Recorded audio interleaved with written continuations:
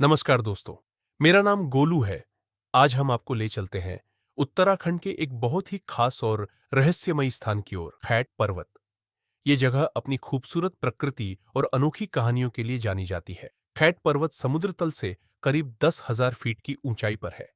यहाँ के फूल और फल हमेशा ताजे रहते हैं, लेकिन जैसे ही इन्हें किसी और जगह ले जाया जाता है, ये तुरंत खराब हो जाते हैं।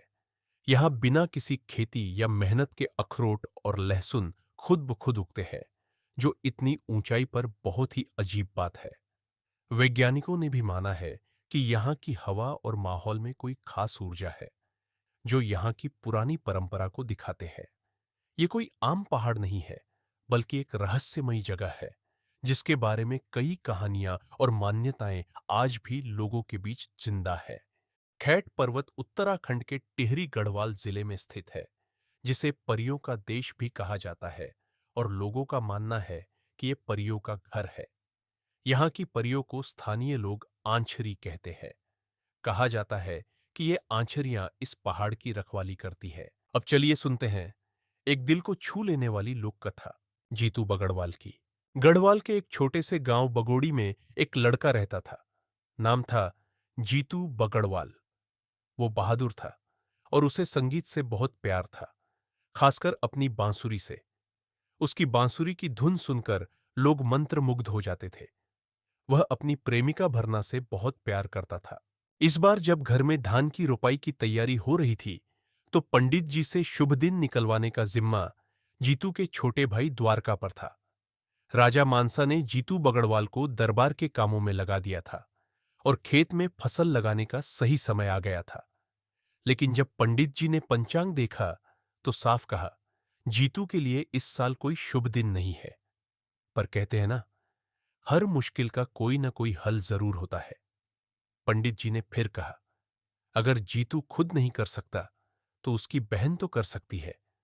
6 गते आषाढ़ तक उसे खेत में ले आओ, उसी दिन शुभ मुहूर्त है। द्वारका ये खबर लेकर तेजी से घर लौटा। जब घर में बताया गया कि जीतू को अपनी बहन को लाने ससुराल जाना है, तो सबका दिल बैठ गया, क्योंकि भरना जीतू की प्रेमिका वहीं रहती थी, और भरना से मिलने का मतलब था भावनाओं के तूफान में डूब जाना। लेकिन जीतू को सिर्फ भरना से मिलने का ख्याल ही सब कुछ भुला देता था। मां बार बार उसे रोकती रही, कहती रही, मत जा बेटा, कुछ अनहोनी लगे है। पर जीतू नहीं माना।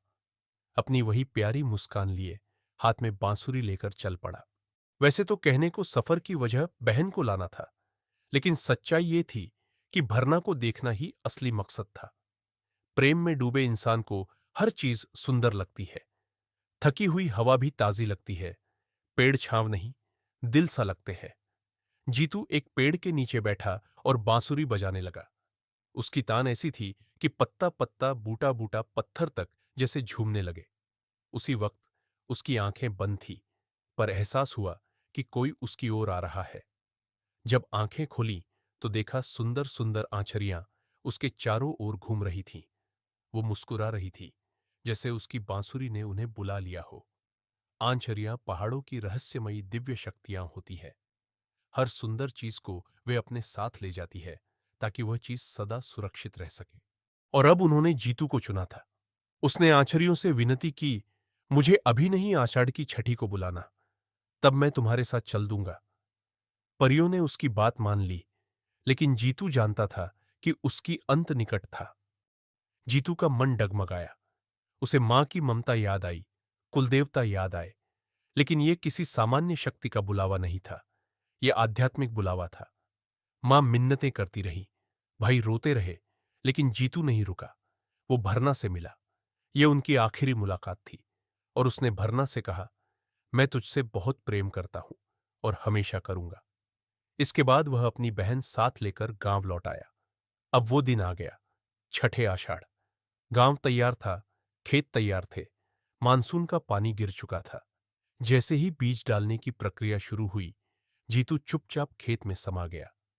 कोई कुछ समझ नहीं पाया, सब हैरान, रोते बिलखते रह गए। लेकिन उसके जाने के बाद कुछ अजीब हुआ। घर में, खेत में, हवा में उसकी उपस्थिति बनी रही। कहा जाता है, उस दिन के बाद से जीतू की आत्मा गांव और परिवार की रक्षा करने लगी। कुछ समय बाद राजा मानसा को भी उसकी दिव्य उपस्थिति महसूस हुई। उन्होंने ऐलान किया, अब से जीतू बगड़वाल को पूरे गढ़वाल में देवता के रूप में पूजा जाएगा। तब से आज तक गांव-गांव में जीतू बगड़वाल की पूजा होती है।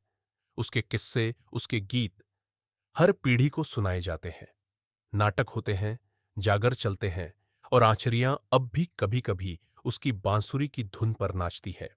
और जब जीतू की आत्मा धरती से विदा हुई, तो आसमान में अचानक तेज चमक हुई। बांसुरी की धुन गूंजने लगी और उसी धुन पर सफेद रोशनी में लिपटी आंचरियां प्रकट हुई। उन्होंने जीतू को अपने साथ खैत पर्वत ले जाया, जहां आज भी लोकदेवता की आत्मा आंचरियों के बीच रहती है और अपने भक्तों की रक्षा करती है। खैट पर्वत पर हर साल आषाढ़ महीने में मेला लगता है। दूर दूर से लोग पैदल चलकर इस पर्वत की चोटी तक आते हैं। यहाँ तेज आवाज करना और चमकीले रंग के कपड़े पहनना मना है, क्योंकि यहाँ की परियां, जिन्हें आंचरियां कहते हैं, इससे नाराज हो जाती है। लोग चुपचाप फूल, जल और दीपक लेकर पूजा करते हैं। वे अपने परिवार और गांव की खुशहाली के लिए दुआ मांगते हैं। यहाँ लोकगीत गाए जाते हैं और पारंपरिक नृत्य किए जाते हैं। कहा जाता है कि आंचरियां इन गीतों और नृत्यों को बहुत पसंद करती है। मेला के खास हिस्से में बांसुरी बजती है, जो जीतू बगड़वाल की कहानी से जुड़ी हुई है। इस तान को सुनकर लोग शांति महसूस करते हैं। खैट पर्वत सिर्फ एक ऊंचा पहाड़ नहीं रहा, ये एक आस्था है, जहां प्रेम, त्याग और रहस्य की हवा बहती है। यहाँ के फूल अब भी बाहर ले जाओ तो मुरझा जाते हैं। यहाँ अखरोट और लहसुन आज भी बिना बोए उगते हैं। और जब आषाढ़ का महीना आता है, तो हवाओं में बांसुरी की तान गूंजती है। लोग कहते हैं, ये जीतू की आत्मा है, जो अब आंचरियों के साथ खैट पर्वत की रक्षा करती है। कभी धुंध के बीच कोई आकृति दिखे, कभी फूल अचानक झूम उठे, तो समझ लेना, खैट पर्वत अब भी जीवित है और यहाँ की हर चीज किसी न किसी कहानी की गवाह है। चलिए दोस्तों, फिर मिलते हैं आपको एक नई कहानी के साथ।